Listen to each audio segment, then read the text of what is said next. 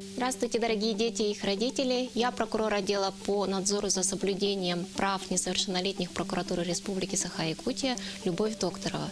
И сегодняшняя тема разговора – буллинг и информационная безопасность сети интернет. Согласно некоторым исследованиям, практически каждый подросток так или иначе сталкивается с буллингом. Каждый второй школьник сталкивается с агрессией в школе. Несмотря на то, что с буллингом связан такой спектр неприятных эмоций, как чувство страха, вины, беспомощности, ненависти, отчаяния, эти переживания очень мало обсуждаются. Так что же такое буллинг? Слово «буллинг» произошло от английского слова, означающего «задирать» и «запугивать». Наиболее близкие в русском языке слова «травля», «преследование». Буллинг отличается от конфликта неравенством сил агрессора и жертвы. Например, все против одного, старший против младшего, сильный против слабого. Буллинг осуществляется неоднократно или систематически и намеренно, то есть не с целью шутки, а с целью обидеть, задеть, причинить страдания. Конфликт чаще всего возникает незапланированно, тогда как у жертвы травли отсутствует выбор в сложившейся ситуации. В конфликте обе стороны ответственны за происходящее. Буллинг может осуществляться двумя способами. Напрямую, например, когда кого-то обзывают, дразнят, портят его вещи, отбирают деньги, толкают или бьют. И косвенно, когда распространяют слухи, сплетни, бойкотируют, игнорируют, избегают жертву, либо манипулируют дружбой. Например, говорят: если ты будешь дружить с ней, мы с тобой больше не друзья. Мальчики чаще становятся жертвами физической травли, тогда как девочки – жертвами сплетен, слухов и манипуляций. В буллинге важную роль играют наблюдатели. Более половины опрошенных социологами школьников в ситуациях травли предпочли бы не вмешиваться в ситуацию, либо игнорировать ее. В глазах жертвы такое поведение может быть расценено как солидарность с агрессором, в результате которого возникает чувство отверженности. С развитием цифровых технологий буллинг перешел на электронные площадки. Часто травля в реальной жизни может происходить одновременно с кибербуллингом в социальных сетях, в приложениях для обмена сообщениями, на игровых платформах и в мобильных телефонах. Примерами кибербуллинга могут служить распространение ложной информации, либо размещение непристойных фотографий, сведений о ком-либо в социальных сетях, отправка оскорбляющих сообщений или угроз в мессенджерах, выдача себя за другое лицо и отправка от его имени непристойных сообщений, исключение из групп. Как отличить шутку от травли?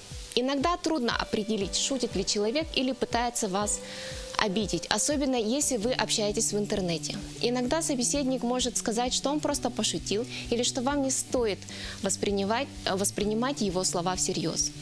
Однако, если вас задели его слова или вам кажется, что он смеется не с вами, а над вами, то, скорее всего, такая шутка перешла границы. Если человек продолжает так себя вести даже после того, как вы попросили прекратить, то это может быть травлей.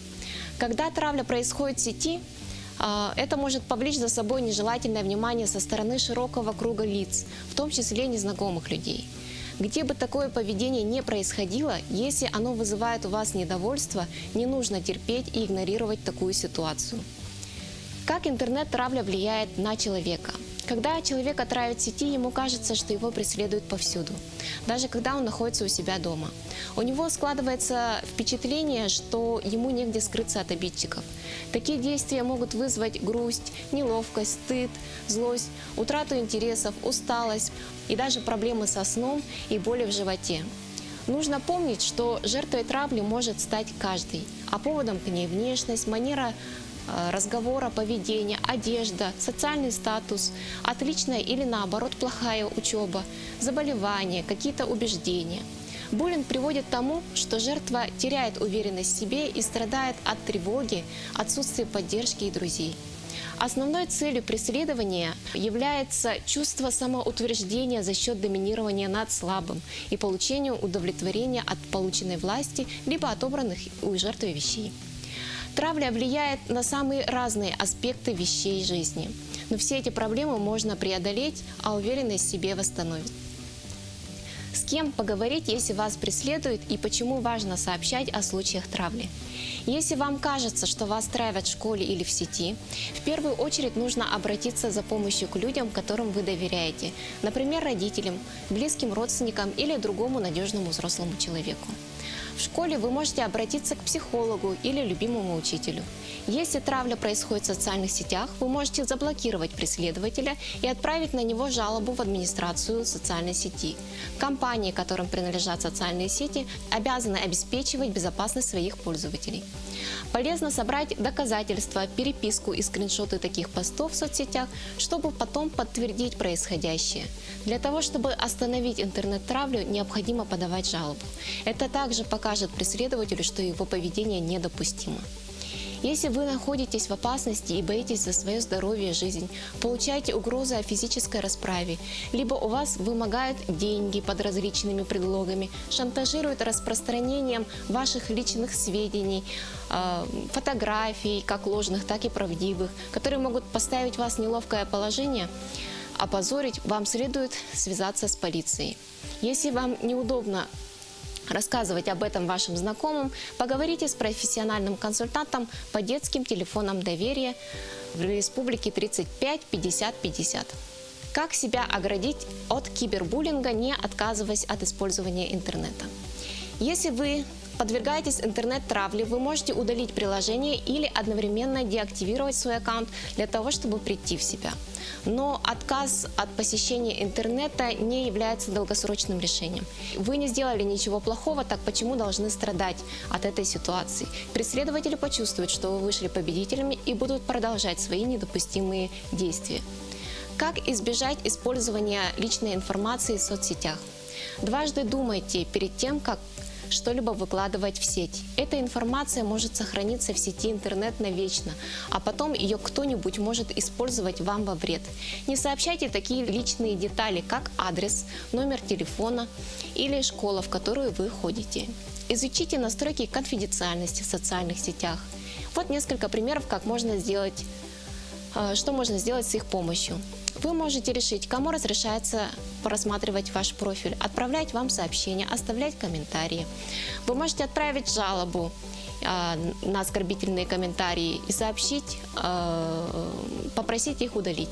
Помимо удаления из списка друзей, вы можете заблокировать определенных пользователей. Также вы можете выбрать настройку, при которых комментарии определенных пользователей будут появляться только у них. Либо вы можете удалять сообщения в своем профиле и скрывать их от конкретных пользователей. Помимо кибербуллинга существует опасность нежелательных контактов с людьми и навязчивых ухаживаний в сети.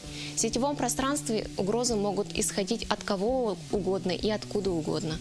Самая лучшая защита – это вы сами. Вспомните, как вы стали свидетелем интернет-травли и подумайте, как вы можете помочь. Сообщите о случившемся, обратитесь к взрослым лицам и обратите внимание окружающих на проблему.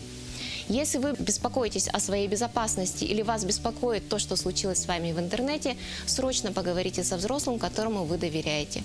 Помните, что большинство неприятных ситуаций можно избежать, соблюдая основные правила поведения и размещения личной информации в сети интернет.